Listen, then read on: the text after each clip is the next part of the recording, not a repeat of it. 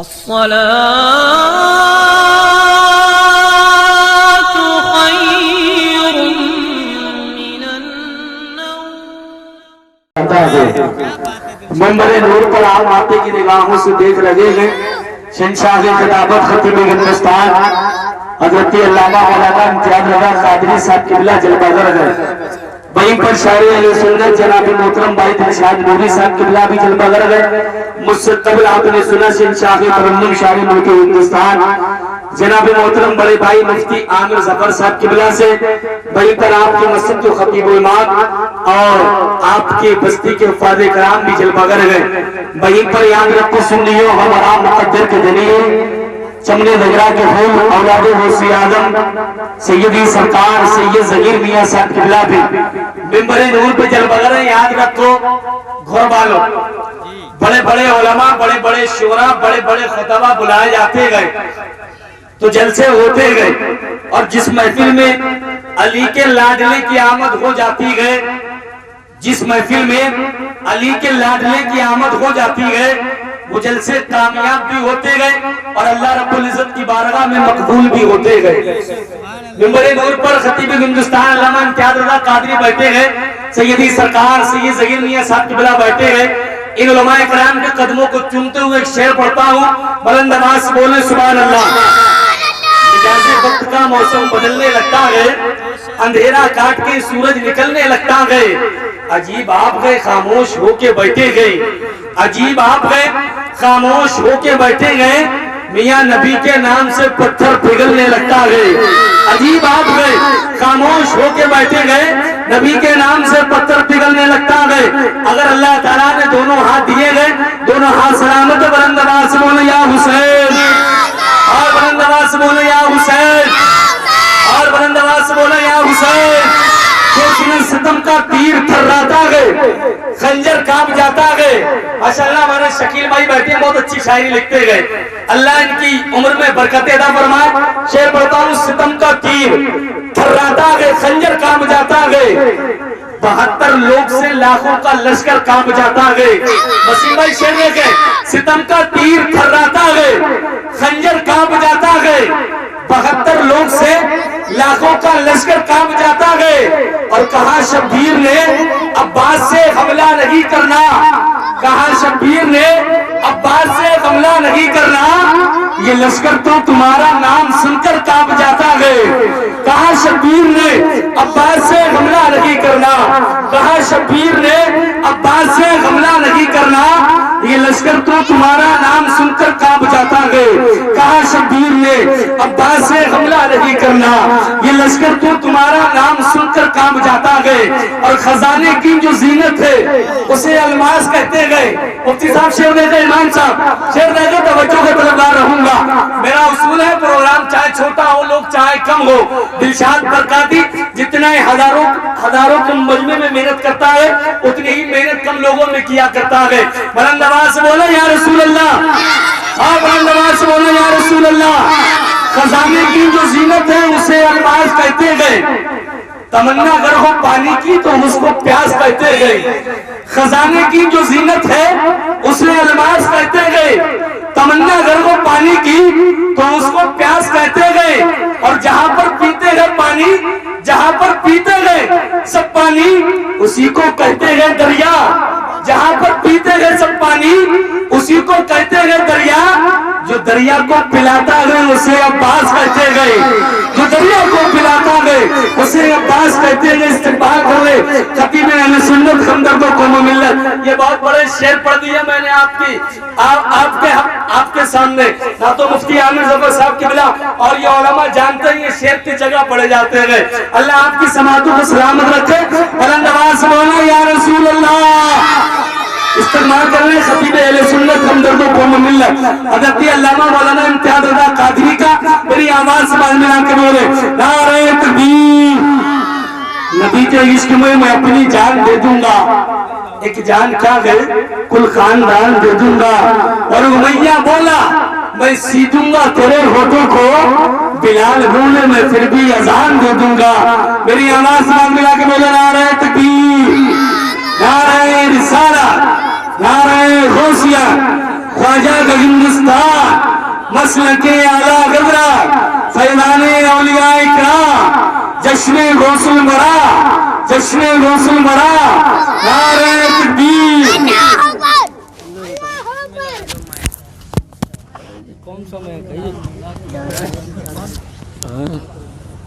جی کیوں کھل جا رہے ہیں بار بار؟ معزز مکرم علماء ملت اسلامیہ بالخصوص سید علی رسول چمن زہرا کے پھول سید ظہیر میاں صاحب قبلہ شہنشاہ ترنم اندلیب گلشن رسالت حضرت مفتی عامر ظفر صاحب قبلہ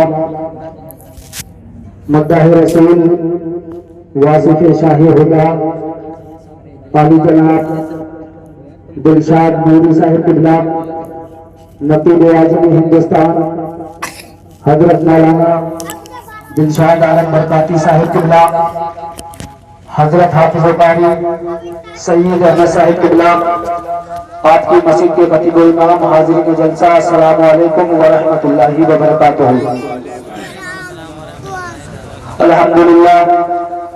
الحمدللہ رب العالمین والعاقبۃ للمتقین والصلاة والسلام علی سید الانبیاء والمرسلین وعلی آلہ واصحابہ اجمعین اما بعد فأعوذ بالله من الشيطان الرجيم بسم الله الرحمن الرحيم يا أيها الذين آمنوا قوا أنفسكم وأهليكم نارا وقودها الناس والحجارة آمنت بالله صدق الله العلي العظيم وبلغنا رسوله النبي الأمين الكريم ونحن على ذلك لمن الشاهدين والشاكرين والحمد لله رب العالمين یا خدا بہر جناب مصطفیٰ امداد کن یا رسول اللہ از بہر خدا امداد کن یا شہید کربلا یا دافع کرب و بلا گل رخا شہزادہ گل منقبہ امداد کن غوث اعظم بامن بے سر و سامہ مدد قبلہ دی مدد کعبہ ایمہ مدد بگرداب بلا افتادہ کشتی مدد کن یا معین الدین چشتی قادریم نعرہ یا غوث اعظم میزنم دمز شیخ احمد رضا خان قطب عالم میزنم حضرات بہت دیر سے آپ نعت و منقبت سماعت کر رہے تھے میں گھوڑ کی سرزمین پر پہلی مرتبہ حاضر آیا میں آپ لوگوں سے گزارش کروں گا کہ آپ لوگ جتنے بھی بیٹھے ہیں وہ تھوڑا قریب آ کر بیٹھ جائیں آگے آ جاؤ آگے تھوڑا ماشاءاللہ بہت اچھا عزیزان ملت اسلامیہ میرے بعد آپ کو بہترین نعت اور منقبت کے شعر سماعت کرنے ہیں اور ہم اور آپ جس محفل میں شرکت کر رہے ہیں یہاں اللہ کا اور اللہ کے رسول کا ذکر کرنے کے لیے حاضر ہوئے ہیں محب ذی وقار کرم فرما عالی جناب ادریس بھائی صاحب نے اور ان کے جملہ گھر والوں نے اس محفل کا انعقاد کیا ہے میں دعا کرتا ہوں اللہ تبارک و تعالی اس محفل کو اپنی بارگاہ میں قبول فرمائے اور اس محفل کے صدقے میں صاحب خانہ کے کاروبار میں برکتیں اور رحمتیں نازل فرمائے اگر آپ چند منٹ سننا چاہتے ہیں تو ایک مرتبہ محبت کے ساتھ نبی کی بارگاہ میں درود پاک پڑھیں اللہم صلی علی سیدنا و مولانا محمد و علی سیدنا و مولانا محمد و بارک وسلم صلی علیہ صلاۃ و سلام علیک یا رسول اللہ یا نبی اللہ یا حبیب اللہ صلی اللہ تعالی علیہ وسلم ابھی آپ کو نقیب اہل سنت نے بھی بتایا مفتی عامر ظفر صاحب نے بھی بتایا جتنے بھی علماء کرام آپ کے سامنے آئے اور میرے بعد جو آئیں گے وہ بھی اس محفل کا مقام اور مرتبہ بتا رہے ہیں. مگر آج آپ جانتے ہیں کہ اس محفل کا مقام کیا ہے, اس محفل کا مرتبہ کیا ہے, اس محفل کی عظمت کیا ہے. میں بتاؤں گا, چند منٹ میں آپ سے گفتگو کروں گا. انشاءاللہ اسی چند منٹ کی گفتگو میں آپ کو اس محفل کا مقام اور مرتبہ بتاؤں گا. ابھی آپ نے بڑے اچھے شعر سماعت کیے, اگر آپ کی اجازت ہو تو میں بھی 2-3 شعر پیش کر دوں, مگر میں دلشاد نوری کی طرح نہیں پڑھوں گا, نہ مفتی عامر ظفر صاحب کی طرح پڑھوں گا. ان کے پڑھنے کا انداز الگ ہے اور میرا پڑھنے کا انداز الگ ہے. اگر آپ کو شعر اچھے لگے تو ضرور کہیں گے طلب کے سبحان اللہ. آپ جس نبی کے امتی ہیں اسی نبی کا مقام ملاحظہ فرمائیے, ایک مرتبہ کہیے طلب کے سبحان اللہ. کیا ہو بیان ایسے پیغمبر کی شان کا, کیا ہو بیان ایسے پیغمبر کی شان کا, لمحوں میں طے کرے جو سفر آسمان کا. کیا ہو بیان ایسے پیغمبر کی شان کا, لمحوں میں طے کرے جو سفر آسمان کا. جنت سمجھ کے میرے تصور میں آ گئی, نقشہ بنا رہا تھا نبی کے مکان کا, نقشہ بنا رہا تھا نبی کے مکان کا. شعلوں پہ بھی رسول کی مدحت کریں گے ہم, شعلوں پہ بھی رسول کی مدحت کریں گے ہم. اے مسلمانوں, دنیا والوں کو یہ پیغام دے دو.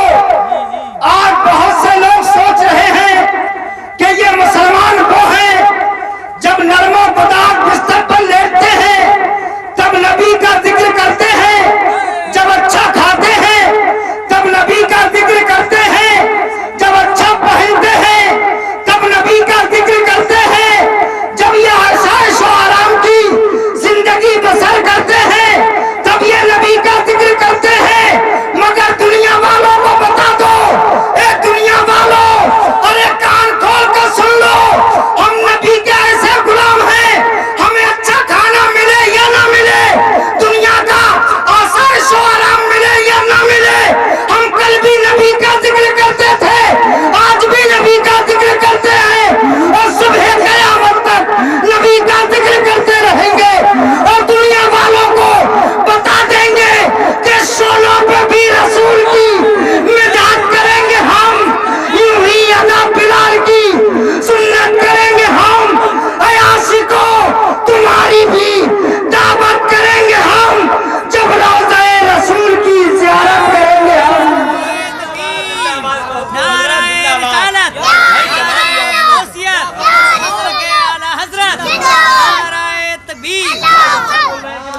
جب روضہ رسول کی زیارت کریں گے ہم. عزیزان ملت اسلامیہ, اس محفل کا مقام کیا ہے, اس محفل کا مرتبہ کیا ہے. آج لوگ ان محفلوں میں آنا نہیں سمجھتے. سنو, اس محفل کا مقام کیا ہے, اس کا مرتبہ کیا ہے. اللہ تبارک و تعالی نے بہت سے فرشتوں کو پیدا کیا ہے, اور ہر فرشتے کے ذمے کوئی نہ کوئی کام لگایا ہے. انہی فرشتوں میں اللہ تبارک و تعالی نے کچھ ایسے فرشتوں کو پیدا کیا ہے جو زمین کا گشت کرتے ہیں, جو زمین پر گھومتے ہیں, اور زمین پر گھوم گھوم کر یہ دیکھتے ہیں کہ کہاں پر اللہ کی اور اللہ کے رسول کی محفل سجی ہے. جب زمین کا گشت کرتے ہوئے ان کو ایسی محفل نظر آتی ہے تو وہ فرشتے زمین سے لے کر آسمان تک اس محفل کو گھیر لیتے ہیں, اور گھیرنے کے بعد ان اللہ کے بندوں کا ذکر سنتے ہیں, اور ذکر سننے کے بعد جب اللہ کی بارگاہ میں حاضر ہوتے ہیں اللہ فرماتا ہے کہ اے فرشتے تم کہاں سے آ رہے ہو؟ وہ فرشتے جواب دیتے ہیں اے میرے پروردگار ہم زمین پر پہنچے، زمین پر پہنچنے کے بعد ہم نے دیکھا تیرے کچھ بندے بیٹھے ہوئے ہیں اور وہاں بیٹھ کر تیرا ذکر کر رہے ہیں، تیری تسبیح و تحلیل بیان کر رہے ہیں۔ اللہ نے ارشاد فرمایا اے فرشتے یہ بتاؤ کیا ان لوگوں نے جو میرا ذکر کر رہے تھے، میری تسبیح و تحلیل بیان کر رہے تھے، میرا نام لے رہے تھے، کیا انہوں نے مجھے کبھی دیکھا ہے؟ ان فرشتوں نے کہا میرے پروردگار ان تیرے بندوں نے تجھے دیکھا نہیں ہے۔ عزیزان ملت اسلامیہ اللہ نے ارشاد فرمایا اگر وہ میرے بندے مجھے دیکھ لیتے تو ان کی عبادت کا کیا عالم ہوتا، ان کی ریاضت کا کیا عالم ہوتا، میرے نام لینے کا کیا عالم ہوتا، میری ریاضت کرنے کا کیا عالم ہوتا۔ فرشتوں نے جواب دیا تھا اے میرے پروردگار جب تیرے ان بندوں نے تجھے دیکھا نہیں تھا تو وہ تیری تسبیح و تحلیل بیان کر رہے تھے، اگر وہ تیرا دیدار کر لیتے تو ساری زندگی سجدے کرتے رہتے۔ سبحان اللہ ماشاءاللہ۔ تو اللہ نے ارشاد فرمایا فرشتوں انہوں نے دیکھا نہیں تو ان کی عبادت کا یہ عالم۔ تو اللہ نے فرمایا کہ وہ کس چیز سے پناہ مانگ رہے تھے؟ فرشتوں نے کہا کہ وہ دوزخ سے پناہ مانگ رہے تھے۔ اللہ نے ارشاد فرمایا جو میرے بندے دوزخ سے پناہ مانگ رہے تھے کیا میرے ان بندوں نے دوزخ کو دیکھا ہے، دوزخ کی آگ کو دیکھا ہے، دوزخ کے شعلوں کو دیکھا ہے؟ فرشتوں نے کہا میرے پروردگار تیرے ان بندوں نے نہ دوزخ کو دیکھا ہے، نہ دوزخ کی آگ کو دیکھا ہے، نہ دوزخ کی شعلوں کو دیکھا ہے۔ اللہ نے ارشاد فرمایا اگر وہ دوزخ کی آگ کو دیکھ لیتے، اگر وہ دوزخ کو دیکھ لیتے، دوزخ کے شعلوں کو دیکھ لیتے تو ان کی عبادت کا کیا عالم ہوتا۔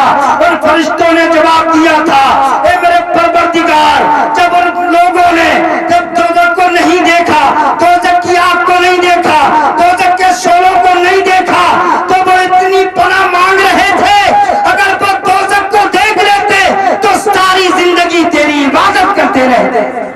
سبحان اللہ سبحان اللہ۔ عزیزان ملت اسلامیہ نہ دیکھنے کے باوجود جب ہم اتنا ذکر کر رہے ہیں اور جب دیکھ لی جائے کہ دوزخ کیسی ہے، اس میں آگ کے شعلے کیسے ہیں، تو یقین جانیے ہر انسان یہ چاہے گا اگر مجھے 10 سال کی زندگی ملی ہے تو 10 سال کی زندگی اللہ کی یاد میں گزار دی جائے۔ آج ادریس بھائی نے اس محفل کا انعقاد کیا، ایسی محفلوں میں آپ آنا نہیں سمجھتے۔ عزیزان ملت اسلامیہ پھر اللہ نے فرمایا یہ فرشتوں وہ مانگ کیا رہے تھے؟ تو فرشتوں نے جواب دیا وہ جنت مانگ رہے تھے، کہہ رہے تھے میرے مولا میرے تمام گناہوں کو معاف کر دے اور میدان محشر میں جب حساب و کتاب ہو تو ہمیں جنت عطا کر دی جائے۔ اللہ نے ارشاد فرمایا اے میرے فرشتوں کیا ان لوگوں نے جنت کو دیکھا ہے، جنت کی بہاروں کو دیکھا ہے، جنت کے آسائش و آرام کو دیکھا ہے، جنت کی زیب و زینت کو دیکھا ہے؟ فرشتوں نے کہا تھا میرے پروردگار ان بندوں نے نہ جنت کو دیکھا ہے، نہ جنت کی بہاروں کو دیکھا ہے، نہ جنت کے زیب و زینت کو دیکھا ہے۔ اگر وہ تیرے بندے جنت کو دیکھ لیتے تو ساری زندگی اپنی جنت مانگنے میں لگا دیتے۔ اللہ تبارک و تعالیٰ نے ارشاد فرمایا تھا اے فرشتوں ارے جب تم ان کو دیکھ کر آئے تھے بن دیکھے تو میری عبادت کر رہے تھے تو تم انہیں مجدہ سنا دو، اس جگہ پر جتنے لوگ بیٹھے تھے میں نے ان تمام کی مغفرت فرما دی ہے۔ عزیزان ملت اسلامیہ ہم ان محفلوں میں بیٹھتے ہیں، آقا صلی اللہ تعالی علیہ وسلم اپنے غلاموں کو ملاحظہ فرماتے ہیں، اپنے غلاموں کے نذران عقیدت کو سنتے بھی ہیں۔ ایک حدیث پاک نزہۃ المجالس کی حدیث پاک ہے، حضرت عباس رضی اللہ تعالیٰ عنہ ایک مرتبہ نبی اکرم صلی اللہ تعالیٰ علیہ وسلم کی بارگاہ میں حاضر ہوئے، عرض کرنے لگے یا رسول اللہ میں آپ سے کچھ پوچھنا چاہتا ہوں، کچھ سوال کرنا چاہتا ہوں۔ آقا نے ارشاد فرمایا اے چچا جان کیا پوچھنا چاہتے ہو؟ کیا سوال کرنا چاہتے ہو؟ حضرت عباس نے کہا یا رسول اللہ جب آپ 40 دن کے تھے تو کیا وہ 40 دن کا زمانہ آپ کو یاد ہے؟ کتنے دن کے تھے؟ 40 دن کے۔ 40 دن کا بچہ کتنا بڑا ہوتا ہے؟ نہ وہ ابا کو جانتا ہے، نہ اماں کو پہچانتا ہے، نہ چچا کو پہچانتا ہے، نہ چچانی کو پہچانتا ہے، نہ بھائی کو پہچانتا ہے، نہ بہن کو پہچانتا ہے۔ حضرت عباس نے پوچھا تھا یا رسول اللہ جب آپ 40 دن کے تھے تو کب 40 دن کا زمانہ آپ کو یاد ہے؟ حضرت عباس سے آقا نے ارشاد فرمایا تھا اے میرے چچا جان آپ نے تو میرے دنیا میں آنے کے بعد کی بات پوچھی ہے، کیا میں تمہیں وہ بات نہیں بتاؤں جب میں اس دنیا میں بھی نہیں آیا تھا؟ جب میں اس دنیا میں بھی نہیں آیا تھا آقا نے ارشاد فرمایا تھا اے چچا جان کیا پوچھنا چاہتے ہو پوچھو۔ حضرت عباس نے کہا تھا یا رسول اللہ جب آپ 40 دن کے تھے میں نے دیکھا تھا آپ بستر استراحت پر آرام کر رہے تھے، آپ کی انگلی آسمان کی طرف کوٹتی ہوئی تھی، اگر آپ کی انگلی پورب میں جا رہی تھی تو چاند پورب میں جا رہا تھا، اگر آپ کی انگلی پچھم میں جا رہی تھی تو چاند پچھم میں جا رہا تھا، اگر آپ کی انگلی اتر میں جا رہی تھی تو چاند اتر میں جا رہا تھا، اگر آپ کی انگلی دکھن میں جا رہی تھی تو چاند دکھن میں جا رہا تھا۔ حضرت عباس نے کہا تھا یا رسول اللہ میں نے دیکھا تھا جدھر جدھر آپ کی انگلی جا رہی تھی ادھر ادھر آسمان کا چاند جا رہا تھا، میرے نبی کی انگلی کے اشارے سے آسمان پر چاند گھوم رہا تھا۔ ارے جب اعلیٰ حضرت نے اس حدیث پاک کا مطالعہ کیا تھا فوراً فرما دیا تھا کہ چاند جھک جاتا جدھر انگلی اٹھاتے مہد میں کیا ہی چلتا تھا اشاروں پر کھلانا نور کا تیری نسل پاک میں ہے، بچہ بچہ نور کا تو ہے عین نور تیرا سب درانا نور کا۔ حضرت عباس نے کہا یا رسول اللہ میں نے دیکھا جب آپ 40 دن کے تھے آپ کی انگلی جدھر جدھر جا رہی تھی آسمان کا چاند ادھر جا رہا تھا۔ آقا نے ارشاد فرمایا چچا جان آپ نے میرے دنیا میں آنے کے بعد کی بات پوچھی ہے، کیا میں تمہیں اس وقت کی بات نہیں بتاؤں جب میں دنیا میں بھی نہیں آیا تھا؟ حضرت عباس سوچنے لگے کہ میں نے سوال بہت آسان کیا، آقا اس سے سخت جواب دینے کے لیے تیار۔ حضرت عباس نے کہا یا رسول اللہ بتا دیجئے۔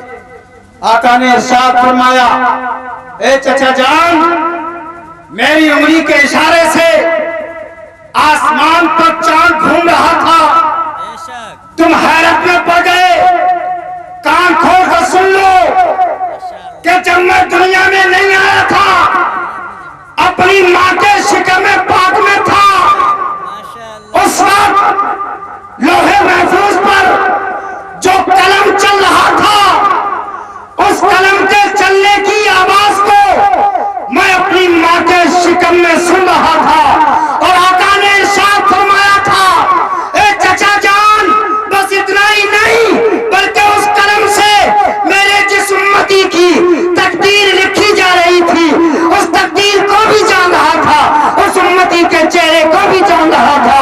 ارے جب میرے آقا اپنی ماں کے شکم میں رہ کر لوہے محفوظ پر چلنے والے قلم کی آواز کو سن سکتے ہیں، میرا ایمان اور عقیدہ کہتا ہے کہ یہاں پر جو ان کے نیک غلام بیٹھے ہیں آقا مدینے سے ملاحظہ فرما رہے ہیں، اعلیٰ حضرت فرماتے ہیں کہ دور نزدیک کے سننے والے وہ کان لالے کرامت پہ لاکھوں سلام، مصطفیٰ جان رحمت پہ لاکھوں سلام، شم بزم ہدایت پہ لاکھوں سلام۔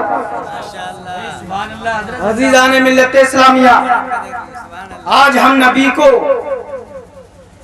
ہم اپنے آپ کو نبی کا غلام کہتے ہیں، نبی کا چاہنے والا کہتے ہیں، نبی کا ماننے والا کہتے ہیں، نبی سے محبت کرنے والا کہتے ہیں۔ یقیناً ہم نبی کو مانتے ہیں، یقیناً ہم نبی سے محبت کرتے ہیں، یقیناً ہم نبی کے غلام ہیں، مگر آئیے میں آپ کو ایک ایسے عاشق کی بات بتاتا ہوں، ایک ایسے عاشق رسول کی بات بتاتا ہوں جن کو حضرت امام مالک کہا جاتا ہے۔ حضرت امام مالک ایک مرتبہ مدینے کی سرزمین پر پہنچے. کون سا مدینہ؟ وہ مدینہ جہاں جانے کے لیے ہر سنی مسلمان بے چین و بے قرار رہتا ہے. وہ مدینہ جس کے لیے ہر سنی کے دل سے یہ آواز نکلتی ہے، یا رسول اللہ، گر وقت اجل سر تیری چوکھٹ پہ جھکا ہو، جتنی ہو قضا ایک ہی سجدے میں ادا ہو، دل درد سے بسمل کی طرح لوٹ رہا ہو، سینے پہ تسلی کو تیرا ہاتھ دھرا ہو. ہر عاشق رسول کی تمنا ہے کہ مدینہ دیکھنے کو مل جائے. حضرت امام مالک مدینے کی گلیوں میں پہنچے، آپ کے پیر میں کانٹا چبھ گیا. کانٹا چبھ گیا. آج کانٹا چبھتا ہے، ہم نکالنے کی کوشش کرتے ہیں، تکلیف ہوتی ہے. ہر انسان چاہتا ہے کانٹے کو پیر سے باہر کر دیا جائے تاکہ تکلیف سے ہمیں نجات مل جائے. مگر قربان جائیے حضرت امام مالک کی محبت پر، قربان جائیے حضرت امام مالک کے عشق پر، قربان جائیے حضرت امام مالک کا نبی کو چاہنا کیسا چاہنا ہے. حضرت امام مالک کے پیر میں کانٹا چبھ گیا.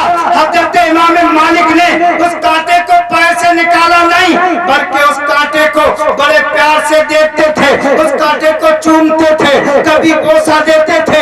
ایک دیکھنے والے نے دیکھا حضرت امام مالک اپنے پیر کو اٹھا کر چل رہے ہیں، بڑے سوال کر چل رہے ہیں. دیکھنے والے نے دیکھا، دیکھ کر پوچھا، اے امام مالک، تمہارے پیر میں کانٹا لگا ہے، تم اپنے کانٹے کو نکال کیوں نہیں دیتے تاکہ تمہیں تکلیف سے نجات مل جائے. حضرت امام مالک نے کہا تھا، اے پوچھنے والے، ارے تم مجھ سے کہتا ہے کہ میں اس کانٹے کو اپنے پیر سے نکال دوں؟ ارے تجھے یہ معلوم ہے یہ کانٹا کہاں کا کانٹا ہے؟ یہ کانٹا کہیں دنیا دار کی زمین کا نہیں ہے، بلکہ میرے نبی کے پاک مدینے کا کانٹا ہے. ارے اس مدینہ کا مجھے پھول نہیں چاہیے، بلکہ مجھے یہ کانٹا بہت پیارا ہے، کانٹا مجھے بڑا پسند ہے. علامہ حسن فرماتے ہیں کہ مبارک رہے اندلیبوں تمہیں گل، ہمیں گل سے بہتر ہے خارے مدینہ، عجب رنگ پر ہے بہار مدینہ، کہ سب جنتی ہیں نثار مدینہ. کہا تم کہتے ہو کہ کانٹا نکال دیا جائے، میں کانٹا کیسے نکال دوں؟ یہ کانٹا کسی اور کے شہر کا نہیں ہے، بلکہ یہ کانٹا میرے نبی کے شہر کا ہے. اس کانٹے سے میں اتنا پریم کرتا ہوں، اس کانٹے سے میں اتنی محبت کیا کرتا ہوں، اس کانٹے سے مجھے اتنی عظمت ہے کہ جب تک یہ میرے پیر میں رہے گا مجھے نبی کی یاد آتی رہے گی. جب تک یہ میرے پیر میں رہے گا نبی کی یاد ستاتی رہے گی. عزیزان ملت اسلامیہ، وہی عاشق رسول ہے جس کو دنیا حضرت امام مالک کہتی ہے. ایک مرتبہ آپ مدینے کی گلیوں میں گھوم رہے تھے، آپ مدینے کی گلیوں میں ٹہل رہے تھے، ایک گلی سے گزرے. آپ اس گلی میں جو مکان پڑتا تھا اس مکان کی دیواروں کو چوما کرتے تھے، اس دیوار کو بوسہ دیا کرتے تھے. حضرت امام مالک سے پوچھنے والوں نے پوچھا، اے امام مالک، تم ان دیوار کو بوسہ کیوں دیتے ہو؟ تم ان دیواروں کو کیوں چوم رہے ہو؟ حضرت امام مالک نے کہا تھا، اے لوگو، میں اس لیے اس دیوار کو چوم رہا ہوں کہ میرے آقا جب اس گلی سے گزرے ہوں گے تو میرے آقا نے ان دیواروں کو ضرور دیکھا ہوگا. عزیزان ملت اسلامیہ، اس پوچھنے والے نے جواب دیا تھا، اے امام مالک، ارے تمہیں یہ معلوم نہیں کہ جب آقا چلتے تھے ان کی نظریں نیچی رہا کرتی تھی تو آقا کیسے ان دیواروں کو دیکھ سکتے ہیں؟ حضرت امام مالک نے جب اس کا جواب سنا تھا تو سن کر کہا تھا، اے پوچھنے والے، ارے تو مجھ سے پوچھتا ہے تو کان کھول کر سن لے. ارے جب میرے آقا گزرے ہوں گے تو میرے آقا نے اگر ان دیواروں کو نہیں دیکھا ہوگا، ان دیواروں نے میرے آقا کو ضرور دیکھ لیا ہوگا. اس لیے میں ان دیواروں کو چوم رہا ہوں، اس لیے میں ان دیواروں کو بوسہ دے رہا ہوں. تو محبت کرنا ہے، ایسی محبت کرو تاکہ پتہ چلے کہ یہ نبی کا غلام ہے، تاکہ پتہ چلے کہ یہ نبی کا چاہنے والا ہے۔ اللہ رب العزت قرآن مقدس میں ارشاد فرماتا ہے یا ایھا الذین آمنوا قوا انفسکم واہلیکم نارا وقودھا الناس والحجارہ، اے ایمان والو تم اپنے آپ کو اپنے گھر والوں کو جہنم کی آگ سے بچاؤ جس کا ایندھن انسان اور پتھر ہے۔ تو ہر انسان کو چاہیے کہ وہ خود بھی اور اپنے گھر والوں کو بھی جہنم کی آگ سے بچانے کی کوشش کرے۔ اللہ تبارک و تعالی ہم تمام لوگوں کو صحیح معنوں میں نماز پڑھنے کی توفیق و رفیق مرحمت فرمائے۔ آج ہر طرف اسلام کو مٹانے کی کوشش کی جا رہی ہے، کوئی نبی کو اپنے جیسا بشر کہتا ہے، کوئی نبی کو اپنی طرح کہتا ہے۔ اگر ایسے لوگ تمہیں مل جائیں تو اعلیٰ حضرت کے یہ شعر سنا دینا کہ سب سے اعلیٰ و اعلیٰ ہمارا نبی، سب سے بالا و بالا ہمارا نبی، کون دیتا ہے دینے کو منہ چاہیے، دینے والا ہے سچا ہمارا نبی، غمزدوں کو رضا مزدہ دیجئے کہ ہے بے کسوں کا سہارا ہمارا نبی۔ السلام علیکم ورحمۃ اللہ وبرکاتہ۔